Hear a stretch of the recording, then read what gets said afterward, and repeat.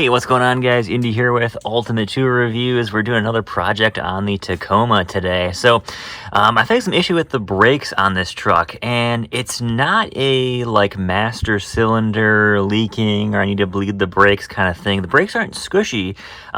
They're more of a I really gotta push down on them and almost to the floor to make this thing stop. I cannot lock the tires is the problem. The brakes feel pretty solid. It's just that you really gotta push them down. I've already checked out and made sure there's no brake leaks on every single wheel. I've got good pad life everywhere, so I know it's not any one, tire issue with any type of either the rear drums or the front discs. And I'm also having a weird issue, which I still have not been able to figure out, but from reading online and looking at other people's videos, it seems like that the brake booster, which is right here, can actually have a vac leak somewhere on the inside here, or this hose can have a leak in there somewhere, because I'm running, of course, sounds like I have a vac leak with a high idle here. Also, I'm not liking the look of the master cylinder here. This thing looks like it's got a bunch of, small cracks forming. This, as far as I can tell, might be original. Now, the fluid inside actually looks pretty clean, so I can tell that this was probably bled and the fluid was probably changed out at some time in its life. That actually looks like pretty decent fluid in there. So that's kind of all good news. I don't need to actually probably bleed the brakes. I've already kind of checked out the passenger side rear. The fluid looks pretty good over there, so that's pretty nice to see. So I'm going to be changing out the master cylinder and the booster. I figured if I'm going to do one, I'll just do both while I'm in here. Why not?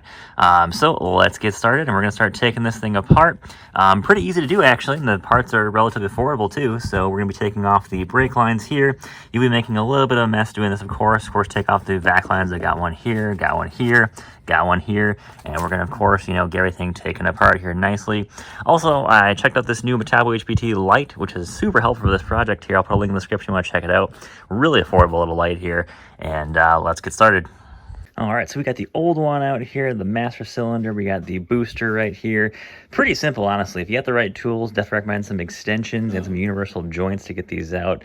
Not too bad. Also recommend you get a fluid extractor like one of these. You can pull out a lot of the brake fluid without spilling it. You're also going to need a 10mm flare nut wrench to get the two brake lines out. The connector here on the side comes out super easy, really no big deal there. Once you get this thing out of the firewall, I'll show that in just a second. The booster comes out really no problem. It's a little pain in the butt kind of getting underneath the driver's side, there to get it by the firewall. Not a big deal. Now, I did hear the booster that I bought is a little bit bigger than the old one, so it's a little bit more tricky to get in there, but I saw some reviews on Amazon that said, yeah, it works no problem, just a little bit of, wiggling to get it in there. Well, let me show you guys what I've got going on over here. I got a couple boxes underneath there to catch any of the brake fluid, getting a few drips coming out here and there. Here's where I pulled the booster and the master cylinder out. Not too bad at all. Let me show you the inside of the cab, what you're going to be doing in there. You can do it by hand, but I was able to use a couple of extensions here, kind of get the finagling, be able to get up there. But it's up here, right there. You can see the hole where it is. You're going to need to pull off all four of the bolts here. Again, they're 12mm bolts. Not a big deal. And you're also going to have to disconnect the brake pedal. It's going to be one of these little pins here with a cotter pin. And there's also going to be, right here, a little spring that helps pull the brake pedal back. So once you get those out, that's the whole assembly out, and you're just going to do it in basically reverse to get the piece back in. Now, I heard the booster is probably one of the hardest parts to get back in, so we're going to get tack on that now here. But again, universal joints and extensions are going to be your best friend on this job, as well as a needle nose pliers and a 10mm flare nut wrench. So let's get the booster back in and go from there. All right, actually, that went in pretty simple. I think I just took maybe 3 or 4 minutes to get that in there. Here's a tip that I found was super easy. 10mm bolt right here on this little connection. Take that out, and you can slide this out of the way. That allows you to kind of get that in there a bit easier, and I think that was the secret to getting that in there without really too much fuss there. So that's pretty much it. I'm going to now get the bolts on the inside, which are going to be probably kind of fun to get back on. But yeah, that wasn't too big of a deal. Honestly, just take the 10mm bolt out of there, and you should be good to go. And she is all back together now. I will say the hardest part, which I kind of had to figure it out, was going to be these two brake lines. When you put them back together, this one especially, it kind of just flung out kind of weird. So it's nearly impossible once you have the master cylinder back in to get those lines back in. So what I did was I just unbolted, of course, the 4 bolts. I just put back in. Keep the entire master cylinder unbolted, and then what you're going to do is put in this one first, and then bend in this one next. Once they're kind of bent in there, then you can slide this whole thing in there and bolt it down. doing it that way makes it significantly easier to do. I also replaced the vac line going in the master cylinder, which is right here. I had some nice clamps on there too. Once you get everything back together, then of course you need to bleed the brakes. I actually watched the Scotty Kilmer video on how to bleed the brakes if you're just replacing the master cylinder. Super easy to do, actually. So you're probably gonna need 2 people to do this. You can do it by yourself, but it takes quite a bit longer. So what I did is I basically tightened both these down. And then what I did is that I slowly unscrew this one by like maybe 1 turn. Then what you want to do is you want to push down on the brakes. You're not going to see anything come out of that just yet. You're going to be pushing the fluid out while the brake is still to the floor as far as you can get it down.